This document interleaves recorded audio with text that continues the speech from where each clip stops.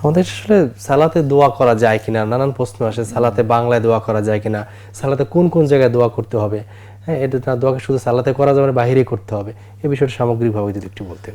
এই প্রশ্নটিও খুবই প্রাসঙ্গিক এবং গুরুত্বপূর্ণ, কারণ আমাদের সমাজের অনেকেই এই বিষয়টি জানে না যে নামাজে সালাতের ভিতরে দোয়া করা যায়। এটা অনেকগুলো জায়গা আছে দোয়া করার। দোয়া সেজদায় দোয়া করতে হবে, দোয়ার জায়গা রাসূল সাল্লাল্লাহু আলাইহি ওয়াসাল্লাম বলেছেন আকরাবু মা ইয়াকুনুল আবদু মিন রাব্বিহি ওয়া হুয়া সাজিদ, বান্দা তার রবের সবচেয়ে কাছে চলে যায় যখন সে সেজদা অবনত হয়।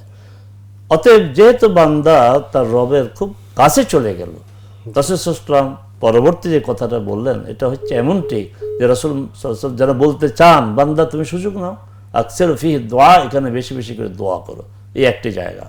আরেকটি দোয়ার জায়গা হচ্ছে আপনার তাশাহুদ, দুরুদের পর যে দোয়ায়ে মাসুরা।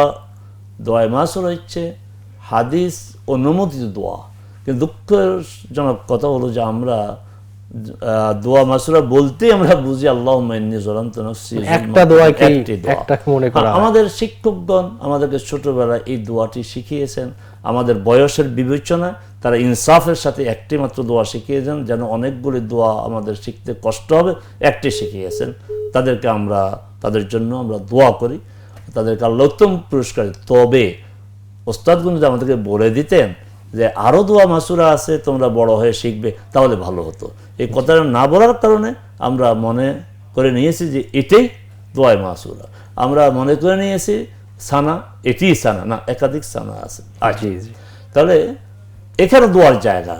এবং বুখারীতে নামাজ অধ্যায়ে ছোট উপ অধ্যায়ে বলা হয়েছে যে তাশাহুদের পর বাবু ওয়ালিয়াতাখাইয়ার মিনাদ দোয়া মা আ'জাবাহু, মানে তোমার পছন্দনীয় দোয়াগুলো তুমি বাছাই করে করে দোয়া করো, সেটা হচ্ছে সালাম ফেরানোর আগে।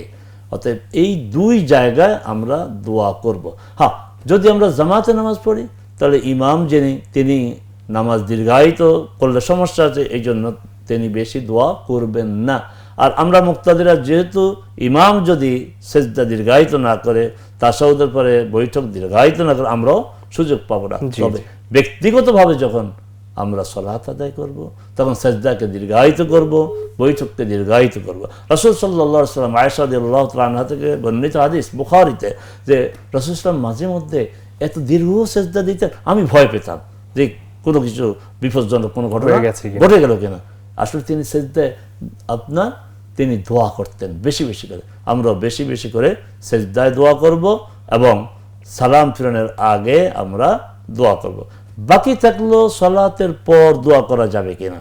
সালাতের পরে আনুষ্ঠানিক যে দোয়াটা হয় মসজিদে, ইমাম সাহেব সালাম ফিরে দোয়া করেন, আমরা তার সাথে দলীয়ভাবে সমবেতভাবে সমষ্টি দোয়া অংশগ্রহণ করে না, এটা করা যাবে না। রাসূল সাল্লাল্লাহু আলাইহি ওয়াসাল্লাম এইভাবে দোয়া করেন নাই। আপনি তাসবিহগুলো পড়ে জিকিরগুলো করে তারপরে যদি একা দোয়া করতে চান, না সমস্যা নেই, করবেন। নফল সালাত আদায় করে তারপরে সুন্নাত সালাত আদায় করে আপনি একাই কি যদি দোয়া করেন, এই দোয়াতে কোনো সমস্যা নেই। আরেকটা আপনি বলেছেন বাংলায় দোয়া করা যাবে কিনা, এই ব্যাপারে দুটি মত।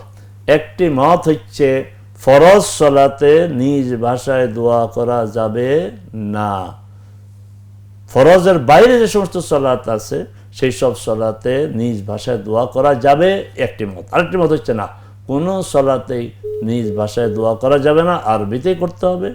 ইসলামী স্কলারগণ বাস্তবতার দৃষ্টিতে, ইনসাফের দৃষ্টিতে প্রথম মতটিকে গুরুত্ব দিয়েছেন যে না, ফরজ সালাতে আমরা আরবিতেই যা বলার বলবো, শিখবো, অথবা অর্থ সহ।